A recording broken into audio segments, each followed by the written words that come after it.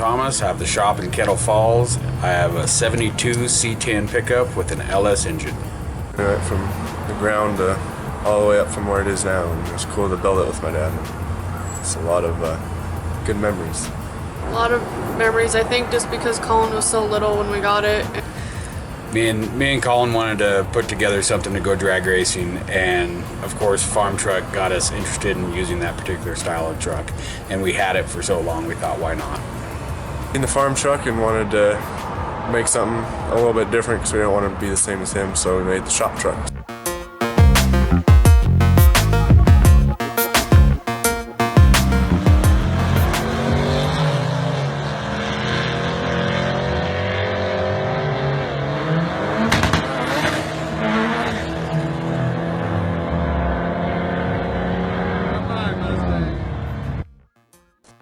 Hey, I'm Ben.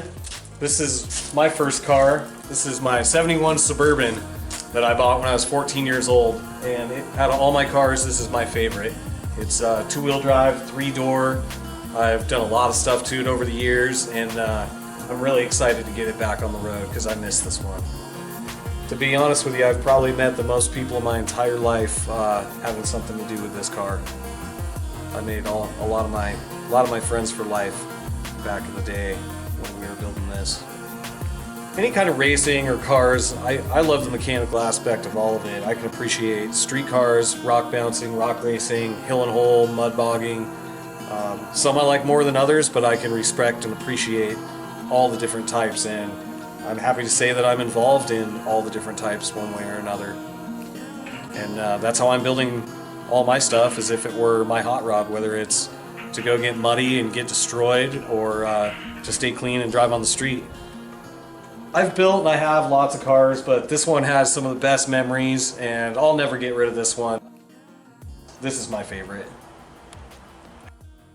Well, I got 10 Axletech axles I got to get out of Oklahoma, and nobody's calling me back to move them, and I got to figure this out quickly.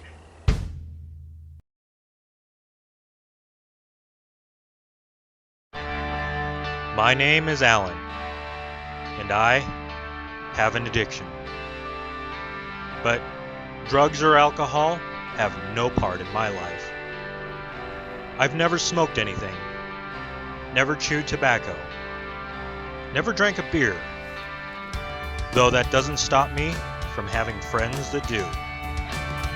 Safety, respect, and responsibility doesn't mean that you can't have fun. We live in the inland Northwest, a land of mud, rocks, and mountains. In my world, Larry is the delivery guy, and Jeremiah is the cable guy. We're a big group of people of all different types that share a common interest, and for the most part, all get along. It's like one big happy and slightly dysfunctional family. Regardless, I'm honored to share my journey with all of these people I call friends, and I want to share their stories with you. This is my life of big trucks and low bucks.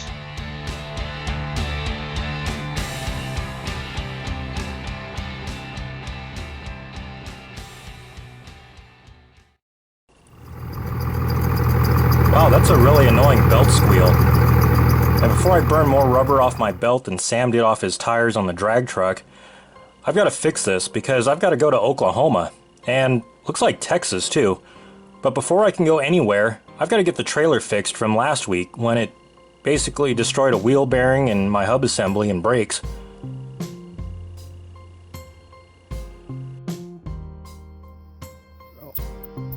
That may not be the belt, it's just the alternator. That sounds like the same squeaky.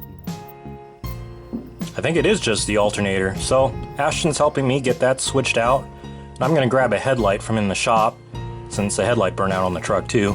Get that switched in, and we'll fire this up and see if it's quiet. That sounds a lot better. Now I've got to come up with a matched set of good tires to go on this trip, because there's a lot of miles I got to put on. This Suburban has a full matching set, so we're going to throw them on the trailer. and I'm going to throw out the parts that I messed up on the trailer last week. Next, I'm loading up this axle for Scott to bring to Hazzard Fabworx. Hi, I'm Luke. This is Scott. We're part of Hazzard Fabworx. We're a four-wheel drive, off-road, suspension, drivability, and fabrication shop located in Spokane, Washington. Yeah, our business is about 40% local, and the other 60% come from all over the country.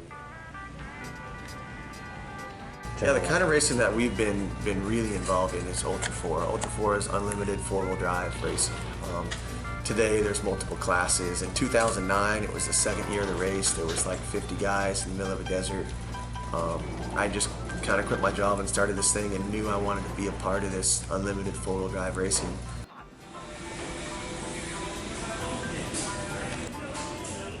Yeah, that car's a 4519. It started life as a 97 Jeep Wrangler. It's in a modified class, which means it had to start as a vehicle, and it has to have a steering box, 37-inch tires, shock on axle car. It can't be leveraged on the arm. So basically what that means is we have a super wildly built Jeep Wrangler.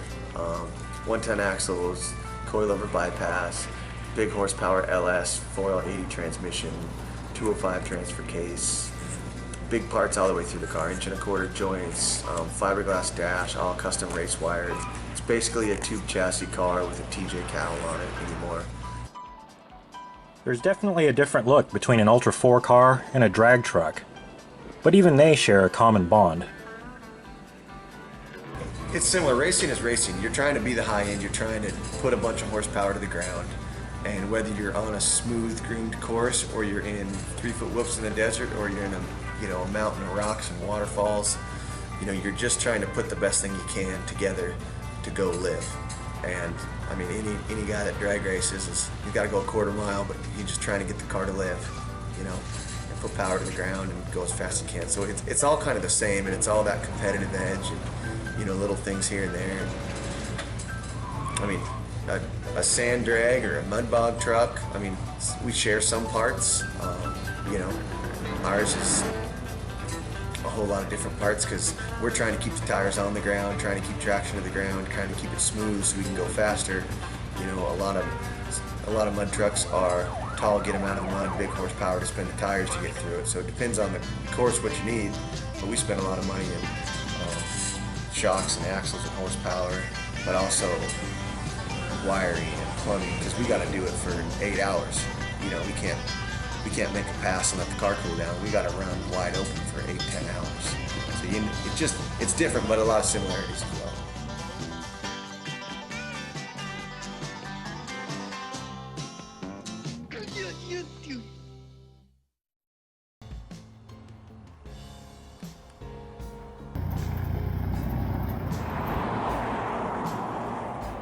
Hi, my name is Joe.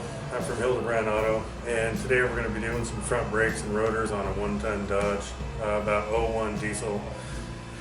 It has a crap ton of miles. I think the last time we checked it had about 480,000 miles on it. It's getting ready to haul ass down to Texas to pick up some axles.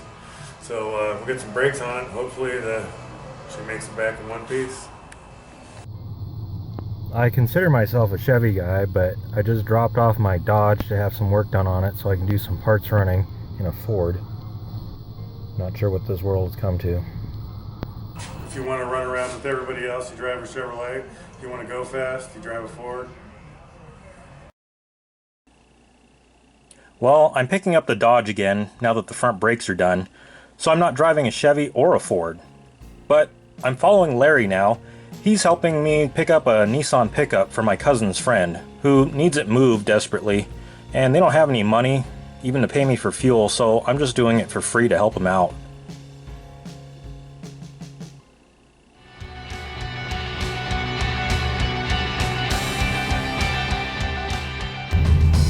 After a couple hours of sleep, I'm headed across town now to drop off this Nissan pickup.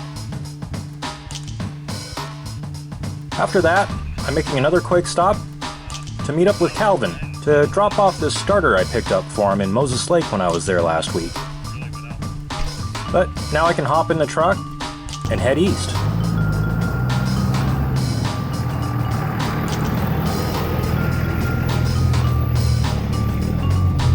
I'm headed from Spokane, Washington this morning, across through Idaho, towards Montana. When driving, do you drive slow and extra cautious? Or do you speed, try to make up time? Or do you drive the speed limit? I'm not really in a race here, so I'm just going to go the speed limit and go slow and steady, which is also legal to do. Since I'm not in a drag race or anything, this is probably the best and most efficient way to go. But let's check in with Fred now and see what his opinion is on Ford and Chevy.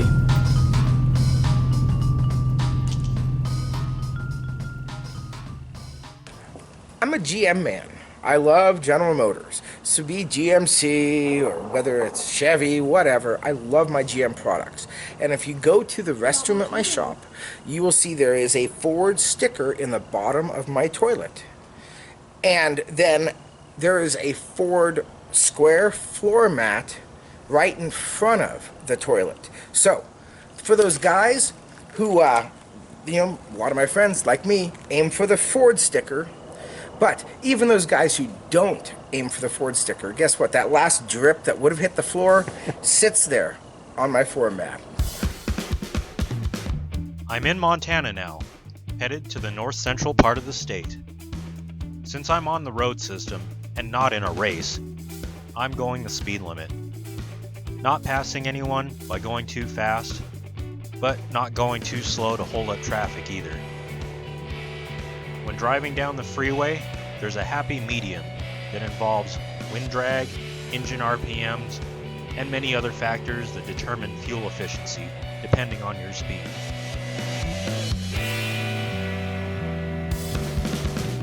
On my trip in this case, the truck and the trailer are doing just fine. I've been stopping along my way, checking on my tires and my lug nuts, and making sure that everything is all right. And no, I'm not driving like I'm racing. I'm making decent time and now pulling into Choteau, Montana.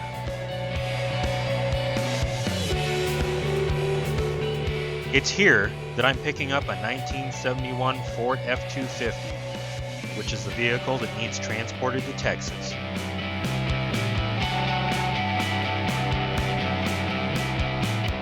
I'm gonna go ahead and get it loaded up on the trailer, get it secured down, then I'm going to head out and get some fuel.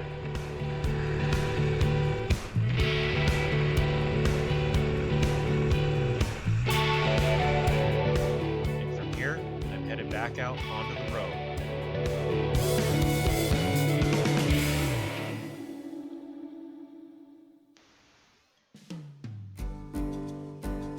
Driving through all the small towns in America, I often look at the buildings and homes and think about the history that each one holds. How each place is special to someone somewhere. Memories of past times, now long gone, and present-day happenings that in the future will be the memories of our youth. I enjoy seeing these places in my travels, though as only one individual with one lifetime, I can't know of everyone's stories, except for glimpses of those whom I meet along my way. I'm proud of our country, and those beliefs that it was founded upon, and honored to have been given my life to experience all that I see. There is so much out there for us to live for, if we just open our eyes to see it. As I continue driving on, I'm stopping in Billings, Montana, to visit some family and catch up on some of our own stories of our past.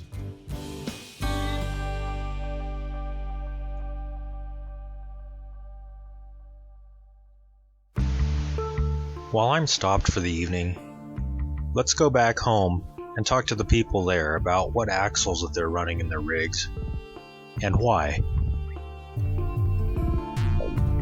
My axles are, it's a Dana 44 in the front, and then I have a big Eaton in the back with a Detroit locker. The housings are from Trail Gear. They're 3.5 inch by 3/8 wall DOM, so they're beefy and they got a 9-inch center. I run all Yukon 4340 alloy shafts. Ain't got a big block in a Dana 60? You shouldn't be plowing. They're the only way to go, because with a ball joint and a small U-joint, you will be replacing them. I had half tons axles, 308 years and 35. Did alright, but I was getting stomped by a bunch of Cherokees, and that's not cool. Last year, the second derby with that car, I actually broke both axles and the center section. Just probably because I was spinning and I got hit in the rear tire, and it just kind of blows everything apart. 9-inch and 4/4 inch. This one stays pretty, it doesn't get dirty, it's just for asphalt. Axles right now is a 01 Dodge Dana 60. Rear axles 14 full floater. I find that the 3/4 ton will do just fine in mud racing application. Once you get into bogging, they pop pretty easy, especially with a larger tire. He blew out the front axle and the rear axle last year at Havoc, and it was a Dana 60 or 14 volt rear. Usually the best one for what I like, one of my favorite wheeling, and would be 44. It's probably the biggest you ever need. You know, it depends on the size of tire you're running.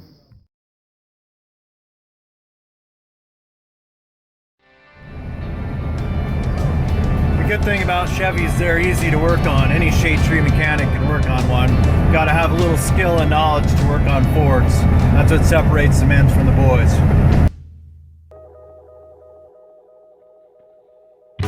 Cheyenne, Wyoming. This is Lee Warren Air Force Base. From 1961 till 60, going on 3. I was a load master. I loaded airplanes and unloaded airplanes. So when the Cold War was up, they were flying in these ICBMs out of California, and then I used to unload them, untie them down, and run them on that big trailer, 100-foot trailer with back steering. The guy was sitting there, back there steering down the highway, you know. Then they'd take them out to their sites and drop them in the hole. Oh, I had a blast in here. I'm coming into Colorado now and thinking about some stories that my brother told me. He's my half-brother, but we share the same dad. And when my brother was 15 years old, he went off on his own to join the service for a while. When I turned 15 years old, unfortunately our dad passed away.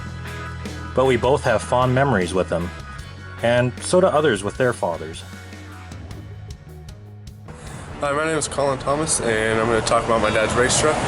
The truck means a lot to me. It's been in the family for a long time. I remember a long time ago when it just had its old 327 in it.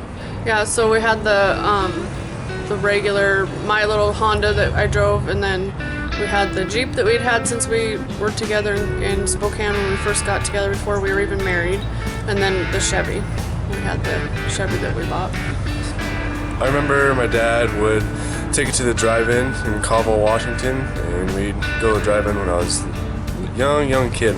Just barely making ends meet. I think probably the biggest thing that I remember is knowing that it was $800 and it was forever. We had 200s and had to borrow $600 just to get it. So that's kind of where we started, is, you know, started kind of from the bottom, and then getting it home, we drove it for a while, and then we ended up using the motor for the rail that Sam drove and mudded with for so long. Running the rail, I have some fantastic memories, but the older you get, the more things start to hurt, and the rail just wasn't a good vehicle for me to race anymore. My back is bad, and I just can't do it. We raced the rail for a long time and put the motor out of the rail back into the truck and tried racing it, but it didn't like that, and it blew up. So we put the LS motor in it. Got it up and running and ready to go drag racing, which is where we're at today. Thousands of dollars into the truck instead of just $800. Well, to be honest with you, it was wanted to be able to start heading back to the drag strip. We've always drag raced in one form or another, and we used to years and years ago, and I wanted to get Colin back into it again.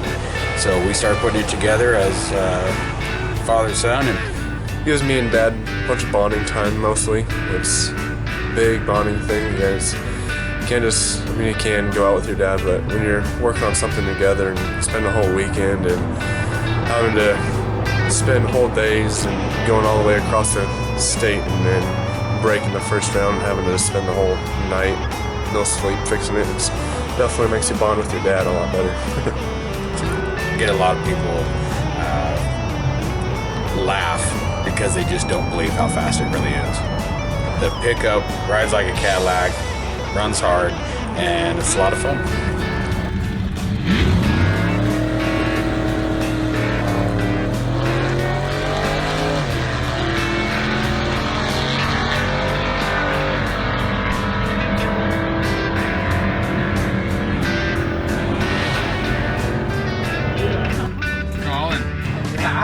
What'd you run?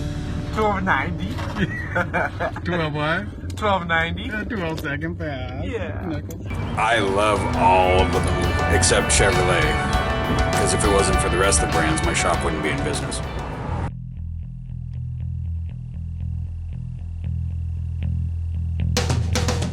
I'm in southern Colorado now. Headed south, making my way without any problems. Everything's going well.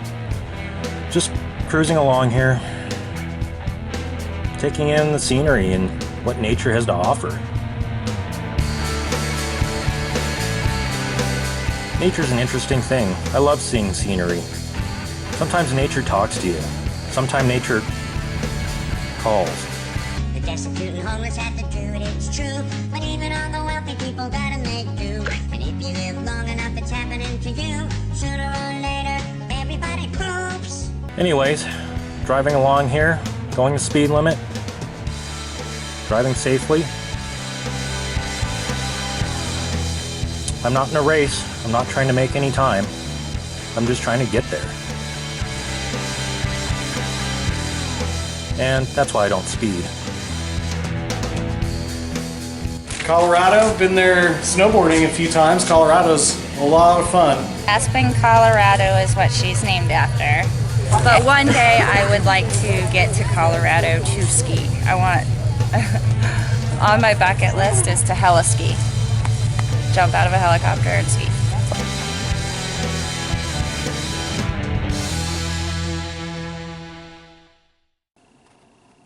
While I'm driving through this storm that I caught up to, let's talk with a few friends about how trucks mean more to them than just a means of transportation. Hi, I'm Kellen Alamani. This is my 1971 Chevy truck. We've had this truck for a little over 20 years. It was my dad's truck. He told me when I finished high school it would be my truck. I used to sit in the passenger seat of the truck while my dad was driving with a fake steering wheel and pretend to drive it, pretend to shift it. It was the first thing I learned how to drive a stick shift in. It was the first thing I learned how to drive. And it's just had lots of different transformations over the years, different motors, different tires, different front ends. It's the world to me. I wouldn't trade it for the world. Similar to Kellen's truck, my dad left me a '68 Chevy pickup. We've had it since a year before I was born. There's a lot of memories in this pickup. I haven't drove it since 2002, and a couple weeks ago I towed it into town so a friend of mine, Steve Foreman, can fix the brakes on it so I can start driving it again. Other trucks that are driving again are like this one. How long have you had this truck for? 30 some years. That was the first truck I ever drove. It's every one of my kids learned how to drive in this thing, and they know how to 4-speed shift. I got my first bloody nose in this truck when I was like 6 years old, screwing around in there when Grandpa told me not to.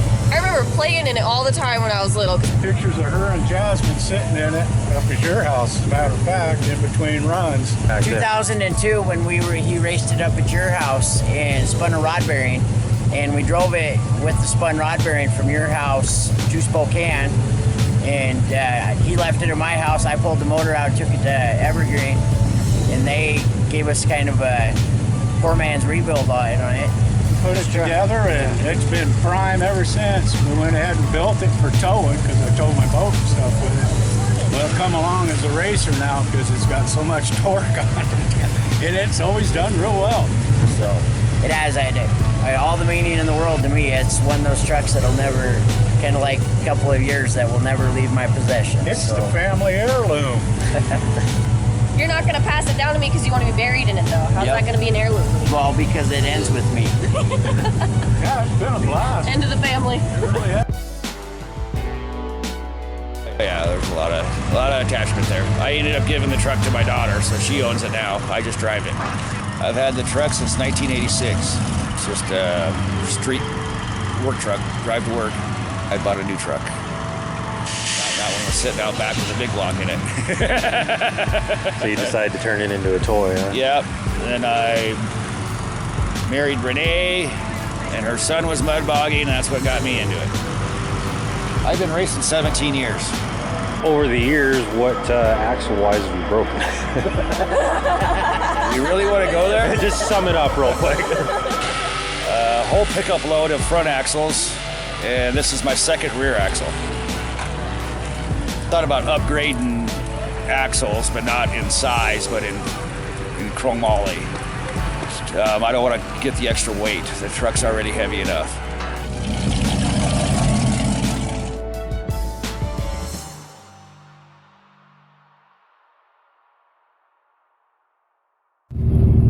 Yeah, so Fords are so awesome that I bet there's probably one good running Ford to 100 good running Chevys. Texas? Texas. Everything's bigger in Texas. Big trucks, bigger egos. Texas has some badass drag racing. Texas will be the place that my son Colin ends up after he graduates to go to SAM, which is School of Automotive Machinist. You say Texas to me, I think of RockwellOffroad.com. Heart of America, really. I mean, everyone down there is ultra patriotic. It's down home America.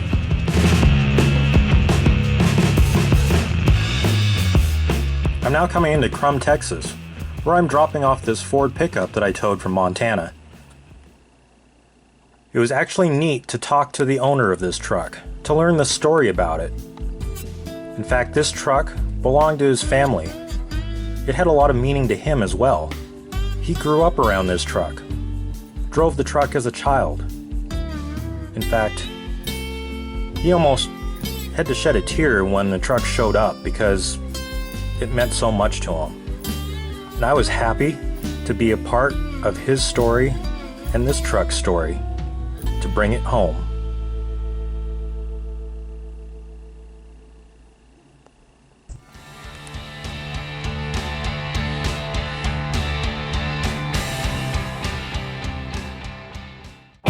As I'm headed north now out of Texas, I think we can all think back and agree that no matter what brand of truck that you have, it doesn't matter.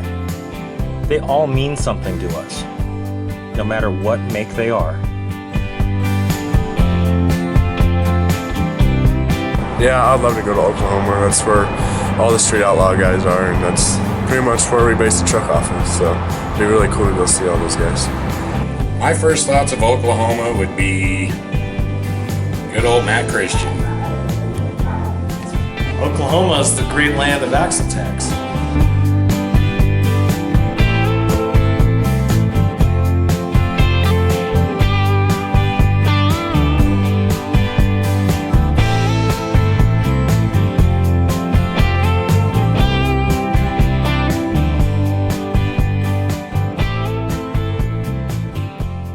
While we load these Axletech axles, let's go back and talk to the guys more about who would actually need to run such a big, huge axle like this or others. But you know, the guys out there running the 60s or the Rockwells or the Axletech, I understand they gotta have them for the big tires, the big power. That's for them. That holds up. Well, the beauty about Rockwell axles is they are diverse.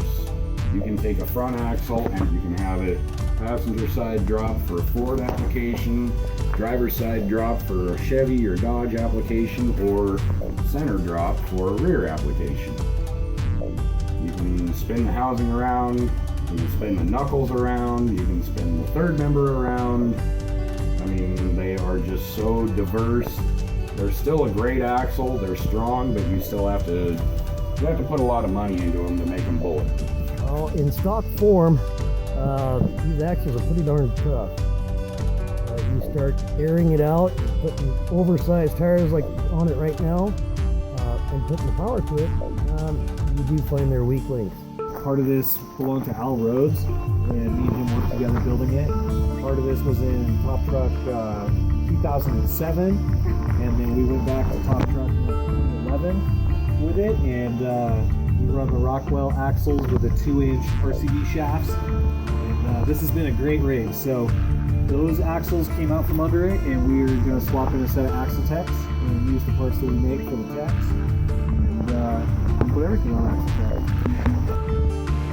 And watching these other guys, I tried to be a little bit lighter and smaller, and so I didn't have to run those big axles like that.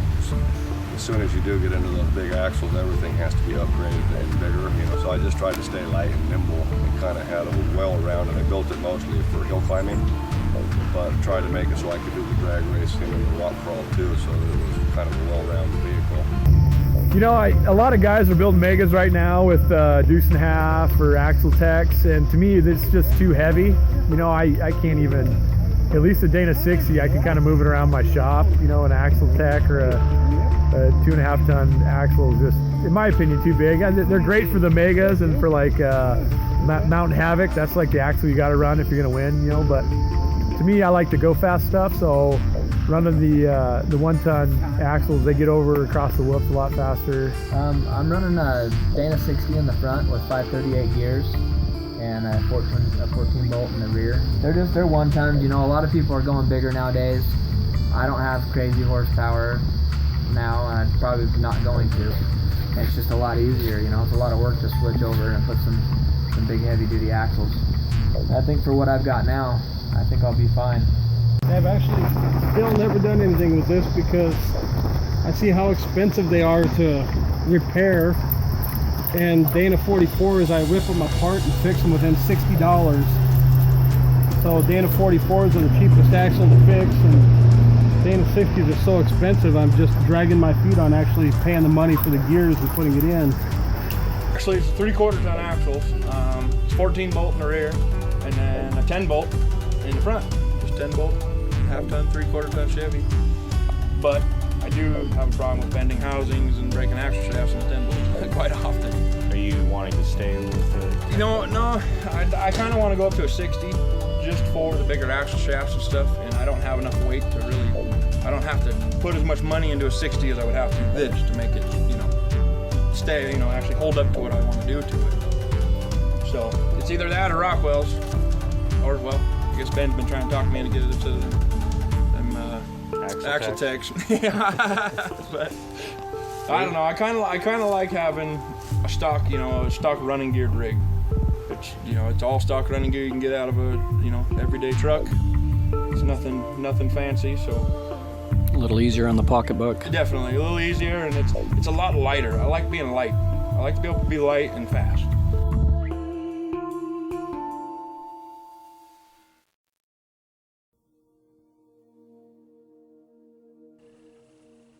These top loader axles have been great over the years. They definitely gained a lot of popularity in the recent years. There's a lot of aftermarket support for them now too. They're more of a 1950 technology axle, and they've definitely served their purpose in a lot of wars and for our US fleet for many years. The new style axle is these AxleTechs. Planetary driven, high speed disc brake, cast steel weldable housings. Pretty amazing. They come with air lockers and they turn extremely sharp also.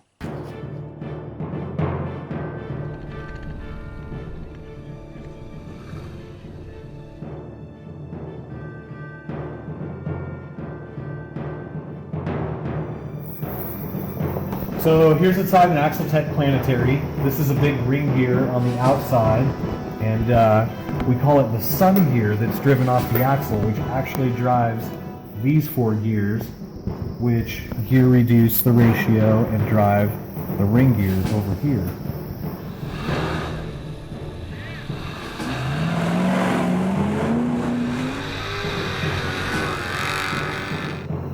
So the axle drives the sun gear, and the planetary gears get turned by it, which turn that ring gear.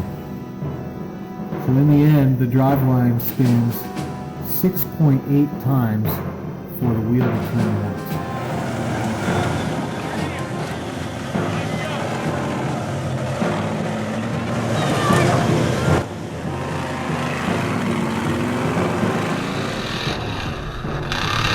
Well, with a planetary axle, it helps reduce everything up the driveline from the planetary, so it actually increases the strength a lot.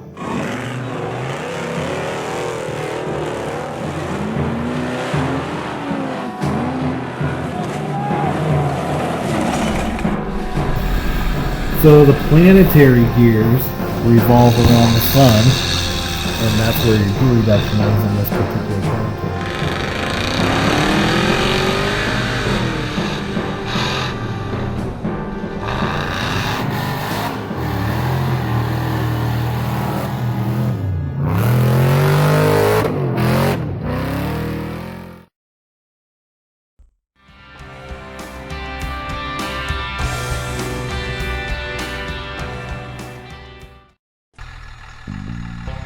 Well, I've got everything secured on my load, and I'm headed out of Oklahoma now. I've got a long drive home and a lot of weight behind me. And I'm hoping to make it home by this weekend to attend a local mud race event.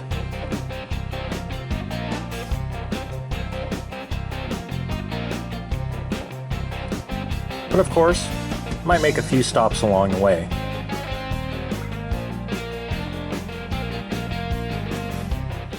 You get a souvenir for someone, get a scented candle.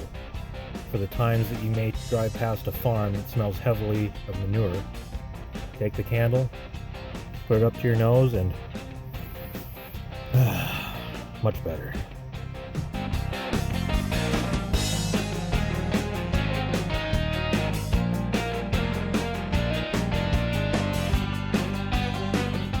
Stopped here in Dodge City, Kansas.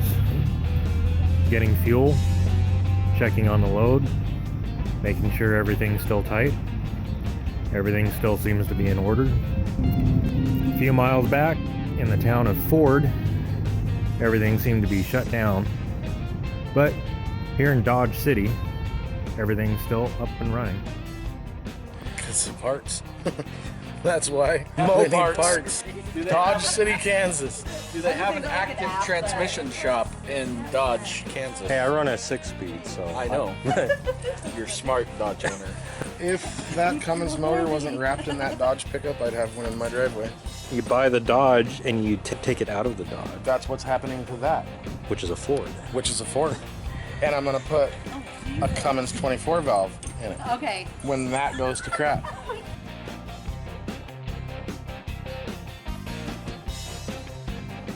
$489,000 on the odometer. GoPro, I have a feeling we're not in Kansas anymore. Here in Colorado, it definitely is getting pretty foggy out. It's hard to see the road in some areas. People are starting to slow down, and I am too.